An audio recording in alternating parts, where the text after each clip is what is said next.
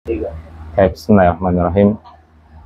Innal hamdalillah nahmaduhu wa nasta'inu wa nastaghfiruh wa na'udzubillahi min shururi anfusina wa min sayyiati a'malina. May yahdihillahu fala mudilla lahu wa may yudlil fala hadiyalah. Asyhadu an la ilaha illallah wahdahu la syarikalah wa asyhadu anna Muhammadan abduhu wa rasuluhu la nabiyya ba'dah. Allahumma sholli wa sallim ala abdika wa rasulika nabiyina Muhammadin wa ala alihi wa sahbihi wa man wala amma ba'd. Taib ayul ikhwah azani Allah wa yakum. Nastamir dasana, kita lanjutkan kajian kita yaitu tentang syarhu as-salasatil usul. Salasatil usul atau asyarhu al-usulis salasah. Ya, ada dua pendapat tentang penamaan, ada salasatul usul, ada al-usulus salasah. Kemarin ada pembahasan sebelumnya yaitu membahas tentang annau yajibu alaina ta'allumu arba'i masail. Kata mu'alif di sini, wajib atas kita belajar 4 perkara. Al-ula, yang pertama yaitu al-ilmu, ya, al-ilmu ma'rifatullah wa ma'rifatun nabi, ya, wa ma'rifatu dinil islam bil adillah. Ya. Kemudian asalnya yang kedua kemarin apa? Al-amalu bihi. Jadi setelah berilmu, kemudian apa? Mengamalkan ilmu. Ya, mengamalkan ilmu yang telah dipelajari. Kemudian yang ketiga yang kita akan bahas, kan ada 4, ya. Sekarang yang ketiga yaitu as-salisatu, ya, qala al-muallifu rahimallahu taala, Syekh Muhammad, ya, bin Abdul Wahab, semoga Allah merahmati beliau berkata, yang ketiga yaitu ad-da'watu ilahi. Yang pertama berilmu, saya ulangi, berilmu. Yang kedua mengamalkan ilmu. Makanya kita belajar itu bukan hanya sekedar sebagai wawasan, tapi kita juga akan dimintai pertanggungjawaban. Makanya harus diamalkan. Ya, harus diamalkan ilmu yang sudah kita pelajari. Ini menjadi tanggung jawab kita. Kalau ada alasan, oh kalau gitu saya nggak usah belajar, karena nanti akan dimintai pertanggungjawaban. Justru orang yang nggak mau belajar, itu juga pertanggungjawabannya lebih berat lagi. Ya. Kenapa? Karena nanti apa? Dia sudah nggak belajar, padahal belajar itu hukumnya wajib, mempelajari apa-apa yang Allah wajibkan kepada hamba-hambanya dari rukun Islam, rukun iman, dan lain sebagainya. Ya, kemudian dia nggak belajar, sehingga mengantarkan dia apa? Beramal tanpa didasari dengan ilmu. Double, malahan justru double. Tanggung jawabnya double. Nah, kemudian setelah kita mengamalkan, berusaha mengamalkan, ya, yang ketiga yaitu ad-da'watu ilahi, mendakwahkan. Mendakwahkan ini nggak harus duduk di depan sini, enggak. Semampunya. Balighu anni walau ayat. Kata Nabi SAW, sampaikan dariku meskipun 1 ayat, semampunya, ke keluarganya, ke temannya. Ya, kita ambil tugas kita masing-masing. Minimal apa? Diarahkan. Antum misalkan nggak tahu ilmunya, dia diarahkan. Ayo ngaji yuk, ngajak orang, ngajak keluarga. Ya. Tapi sebelumnya kan biasanya ada mukadimah. Oh, yang benar ini, yang benar itu. Tapi saya nggak tahu secara perincian. Makanya kita harus belajar. Ayo duduk di majelismu. Ayo tugas antum juga. Jadi masing-masing memiliki tugasnya masing-masing. Kemudian dijelaskan oleh Syekh Muhammad Al-Utsaimin rahimahullah taala, qauluhu ad-da'watu ilaihi ay ad-da'watu ila ma jaa'a bihi rasulu sallallahu alaihi wasallam min syari'atillahi ta'ala ala marati bihat salasi awil arba'i, yaitu berdakwah. Berdakwah itu mengajak, ya. Da'ayatu dakwatan itu mengajak, arti aslinya mengajak. Mengajak kepada apa yang dibawa oleh Rasulullah. Ja'a itu aslinya datang, cuma kita artikan bawa. Kepada apa-apa yang datang apa-apa yang Rasulullah itu datang. Nah, kita artikan apa? Bawa. Ya, mengajak kepada apa-apa yang dibawa oleh Rasulullah SAW min syariatillah, berupa syariat Allah. Ala maroti biha salati awil arba'i, yang melalui 4, ya, yang melalui apa? 3 atau 4 tahapan. Yang melalui 3 atau 4 tahapan dalam berdakwah. Allati dzakara Allahu azza wa jalla fi qoulihi, yang mana Allah menyebutkan 4 tahapan tersebut atau 3 tahapan. Marotib itu tahapan-tahapan. Yang mana Allah menyebutkannya di dalam firman-Nya, yaitu surat An-Nahl ayat 125. Allah Subhanahu wa taala berfirman, "Ud'u ila sabili rabbika bil hikmati wal mau'izatil hasanah." Nah, ini pakai fil amr. Fil amr itu kata kerja perintah. Sehingga dalam kaidah disebutkan al-amru yaqtadi lil wujub. Perintah itu hukum asal menunjukkan kewajiban.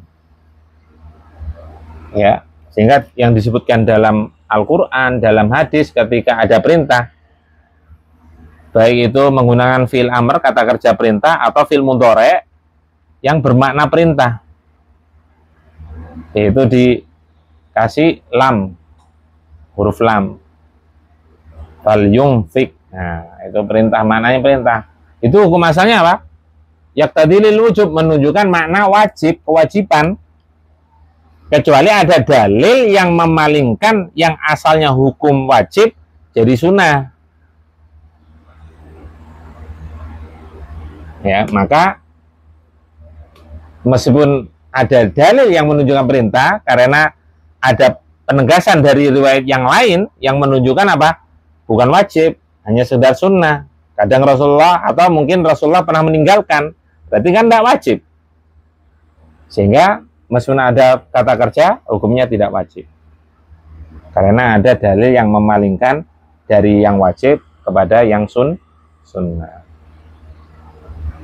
Serulah, ya, ajaklah kepada jalan Rabbmu, ila sabili rabbika, kepada jalan Rabbmu, bil hikmati, dengan hikmah, dengan bijaksana, wal mau'izatil hasanah, dan nasihat yang baik.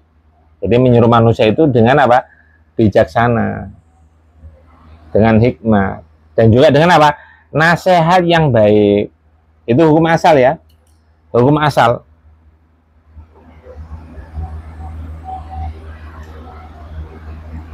Nabi Musa aja apa? Diperintahkan oleh Allah untuk mendakwai Fir'aun, padahal Fir'aun itu ngaku tuh Tuhan. Tapi apa? Disuruh dengan yang baik, dengan layyinah.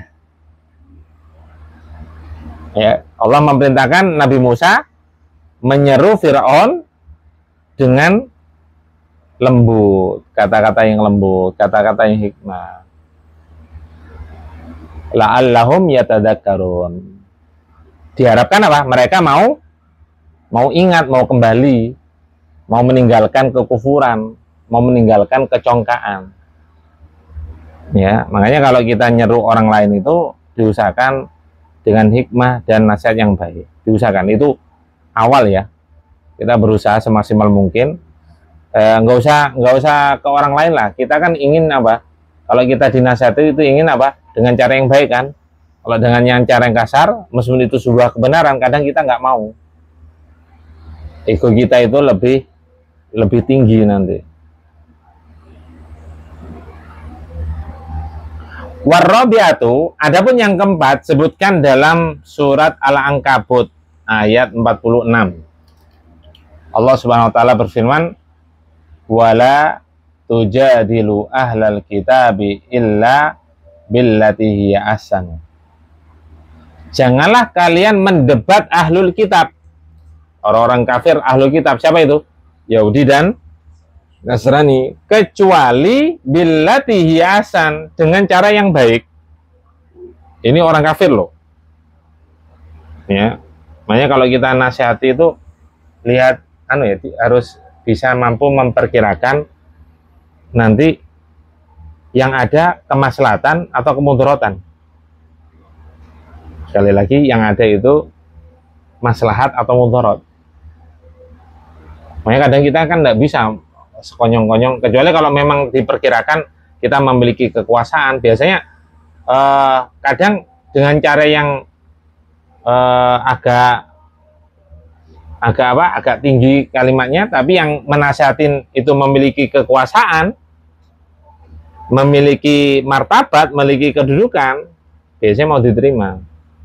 Seperti Nabi, terkadang kepada sebagian sahabat itu keras cara negurnya. Tapi itu pun Nabi SAW terkadang lembut kepada apa? Orang Arab Badui. Nah, ini sikap kita menegur antara satu dengan yang lainnya itu nggak sama. Tergantung apa? Tergantung dampak yang akan ditimbulkan dari kita memberi nasihat. Makanya kadang ada orang ngomong ke anak misalnya, Ustaz tolong nasihati istri saya. Ya nggak bisa kayak gitu. Ustaz tolong, ada yang jabri, Ustaz tolong nasihati suami saya. Nggak bisa. Kalau mau duduk di majelis ilmu atau dua-duanya datang. Kalau dua-duanya datang nggak enak. Nggak bisa. Kadang juga kalau mau nasihatin orang itu kan, kalau anak nggak akrab juga anak nggak berani. Anak pernah nasihatin padahal japri, dicaci maki malah. Ustaz apaan kamu? Pokoknya disebutkan kejelekan anak. Ustaz pelit, Ustaz ini aduh ya. Qadarullah masafa. Jadi nggak bisa sembarangan. Anak kadang kalau mau nasihatin ini tersinggung nggak ya? Jangan sampai anak nasihatin kemudian nggak mau datang ngaji gara-gara tersinggung. Wong anak nggak nasihati, nggak nasihati seorang aja, ya gara-gara urusan dunia sebetulnya. Jangankan ngaji ya, awalnya ngaji ke anak, datang, hadir, ya, tak salami aja merengos. Assalamualaikum, sabar. Ketemu lagi, assalamualaikum, sampai berhari-hari. Kok tetap merengos, nggak mau jawab, ya capek anak. Yang penting urusan dia aja, ya udah nggak tak salam. Ya, ini sikap yang keliru. Anak sudah berusaha baik, tapi nggak. Padahal urusan dunia sebetulnya nggak ada masalah sebetulnya, urusan biasa. Dan ini jangan sampai seperti itu. Kemudian ketika negur orang lain yang bukan afiliasinya juga itu hati-hati. Jangankan berbeda afiliasi, sesama afiliasi terkadang kita ditegur teman aja kita kadang egonya lebih tinggi, ya kan, marah. Ya, jangan sampai nanti negur afiliasi lain kemudian tidak dipikirkan dampak yang akan ditimbulkan, sehingga apa? Tambah kita dimusuhi, tambah dakwah kita dihalang-halangi. Nah, itu jangan sampai. Makanya harus kita memperkirakan ini dampak yang ditimbulkan apa sih? Ada masalah apa enggak? Makanya kadang kalau anak pribadi nggak mampu nasihatin yang saya lihat langsung, itu biasanya nggak dengan lisan, karena dengan lisan kadang entah itu bertengkar, entah itu debat kusir, ya itu udah. Ya kalau saya nggak akrab, biasanya saya doakan aja, udah doakan aja. Ya Allah berilah taufik pada orang tersebut dan pada diri saya. Jangan lupa diri kita itu butuh doa. Kadang kan kita lalai mendoakan orang lain, tapi kita nggak pernah mendoakan diri sendiri. Jadi harus dilihat masalah dan mudarat ya. Jangan sampai kita karena semangat akhirnya diterjang semuanya, terjadi pertikaian, dakwah akhirnya dilarang, kajian juga dilarang-larang. Nah, itu kan lebih mudaratnya nanti lebih besar. Kecuali kalau dia memikirkan, oh nanti kalau gini caranya gini, kalau gini dia ada plan A, plan B, plan C, ya terserah dia. Makanya butuh musyawarah. Kalau sesuatu yang besar itu butuh musyawarah, nggak bisa diputuskan satu orang. Ya, butuh dimusyawarahkan. Nah ini, ke orang Yahudi dan Nasrani aja Allah memerintahkan apa? Jangan berdebat kecuali, jangan menyampaikan kecuali dengan cara yang baik. Illal ladzina dzalamu minhum, kecuali kepada orang-orang yang berbuat zalim di antara mereka. Ini kalau kita memiliki kekuasaan, ya nggak apa-apa dengan kekuatan. Terkadang butuh dengan kekuatan. Tapi tetap lihat masalah dan mudarat. Yang kita memiliki yang tadi Anda sampaikan itu bukan berarti kita melempem ya. Maksudnya kalau kita punya kekuatan, entah itu kekuatan punya jabatan, entah kekuatan punya harta yang banyak, sehingga apa? Bisa ngelobi-lobi biar dakwah ini tetap jalan. Dilobi-lobi, bukan menyerah, bukan. Ya tergantung situasi dan kondisi. Maksudnya yang Anda sampaikan tidak selamanya kita ngalah gitu loh. Tetap ada strategi. Apalagi kalau punya kekuasaan, kalau punya uang, kan kadang ya kita butuh strategi. Karena pernah diceritakan Ustaz Sahro rahimahullah ta'ala itu kadang kan dia punya strategi, akhirnya apa? Awalnya sering difitnah. Akhirnya tokoh-tokoh mereka, terutama ustaz-ustaznya, sering dibantu dari sisi keuangan. Dibantu. Kadang dia butuh, ini saya lagi bangun rumah ini, tapi duitnya kurang. Mau beli semen nggak ada duit, dikasih duit sama Ustaz Sahro. Sehingga ketika ada tamu, ada kajian di masjidnya beliau, nah ini kok dikit-dikit kata tokohnya justru dibela. Wah, kita nggak paham aja, itu udah tingkat tinggi itu ilmunya.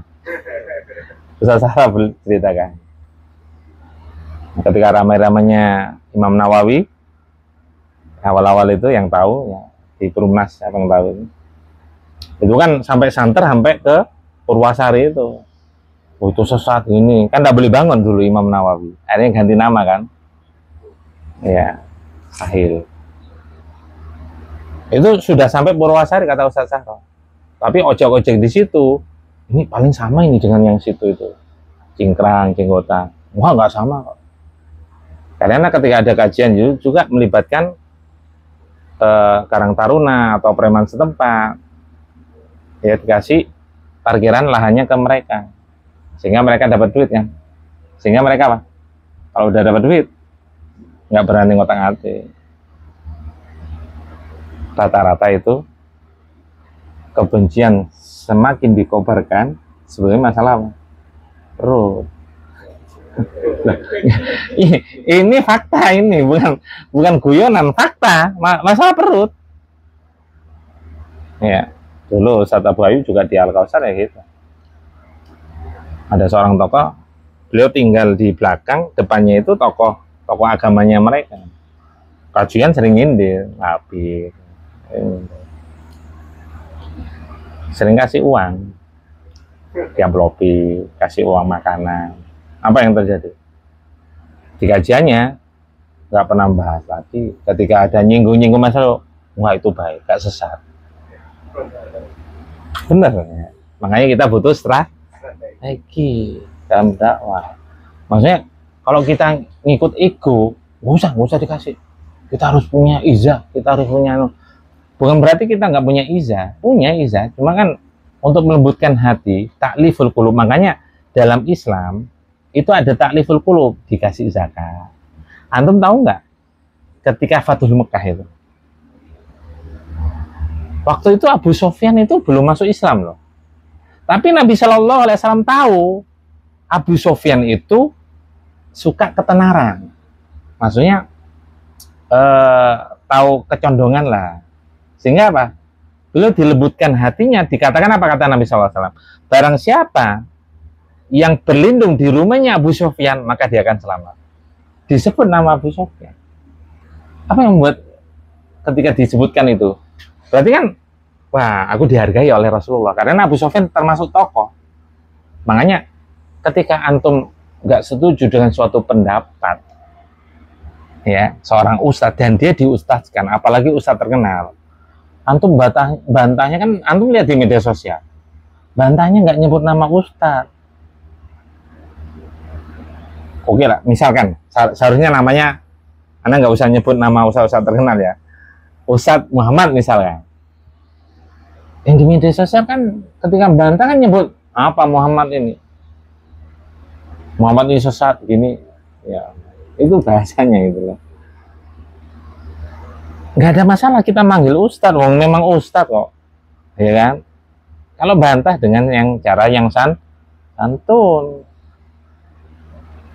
makanya kita perhatikan seperti Ustadz Hoy, Ustadz Sahro, ketika dia ditokohkan itu panggil ustadz. Kalau antum nggak manggil ustadz kan tambah rame kan? Tambah rame nggak? Dikira menghina kan? Wahabi menghina tokoh kita. Yang antum lihat di Trans 7 mungkin benar ya, niatnya juga mungkin ingin niat yang bagus, tapi kan narasinya sehingga menimbulkan apa? Kegaduhan.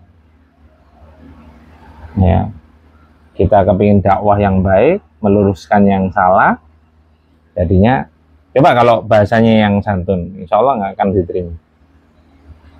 Nah itu juga perlu dakwah, strategi dakwah.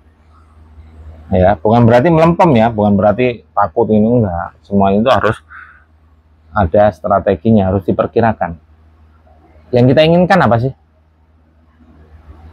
La yu'minu, kata Nabi sallallahu alaihi wasallam, la yu'minu ahadukum hatta yuhibba li akhi ma yuhibbu li nafsihi. Tidak sempurna keimanan seorang hingga ia mencintai saudaranya sebagaimana ia mencintai diri sendiri. Kita mau nggak masuk neraka? Nggak mau kan? Kita ngajak teman kita itu, saudara kita yang lain itu ke jalan yang benar, amaliyah yang benar, agar apa? Agar tidak terjerumus ke dalam jurang kebinasaan, kan gitu. Loh, kalau kita ngikutin ego, ya udah serampangan. Kamu nggak ngikut saya, neraka kamu. Nah ini kan, nggak boleh seperti itu. Ya, bukan berarti melempem. Ya. Baik, kemudian, wala budda li hadhi dakwah min ilmin bi syariatillahi azza wa jalla. Dan diharuskan berdakwah itu harus memiliki ilmu syar'i. Nggak boleh makanya kalau antum menyampaikan balighu anni walau ayat, sampaikan dariku meskipun satu ayat, itu semampu antum. Kalau antum nggak tahu, jangan coba-coba menjawab dipaksakan. Kalau nggak tahu, tinggal cukup apa? Wallahualam. Antum coba duduk di majelis ilmu lah, kita belajar bareng, karena saya juga bukan ustadz. Sampaikan itu. Karena butuh ilmu, dakwah butuh ilmu. Hatta takuna dakwatu min ilmin wa basiratin, hingga dakwah itu berdasarkan ilmu dan basiroh. Ya, kekuatan pandangan, kekuatan pemikiran, sehingga nggak salah arah, nggak salah ucap. Liqauli ta'ala, sebagaimana firman Allah SWT dalam surat Yusuf ayat 108, Qul hadhihi sabili, katakanlah wahai Muhammad, inilah jalanku, ad'u ilallahi, saya menyeru kepada Allah. Dakwah itu menyeru kepada Allah, bukan pada diri sendiri atau pada afiliasi. Ala basiratin, di atas hujah yang nyata. Basirah bisa ilmu, bisa hujah yang kuat. Ana wa manittaba'ani, saya yang menyuruh itu, saya menyuruh kepada Allah itu, saya dan orang-orang mengikutiku, yaitu umatku yang mengikuti beliau dengan benar. Wa subhanallahi, dan masuci Allah, wa ma'ana minal musyrikin, dan sekali-kali saya bukan termasuk orang-orang musyrik. Jadi harus berdasarkan ilmu dan basirah. Kalau kita nggak tahu, jangan ragu untuk mengatakan wallahu a'lam, saya nggak tahu. Wallahu a'lam itu nisfu ilmi, kata para ulama, separuh dari ilmu. Jangan nggak tahu tetap dipaksakan jawab begini dan begitu, nggak boleh. Wallahu a'lam bishawab. Mungkin ini yang dapat kami sampaikan, mudah-mudahan bermanfaat. Wassallallahu ala nabiyina Muhammadin wa ala alihi washabihi wasallam tasliman katsira. Wa akhiru da'wana alhamdulillahi rabbil alamin. Subhanakallahumma wa bihamdika asyhadu an la ilaha illa anta astaghfiruka wa atubu ilaik.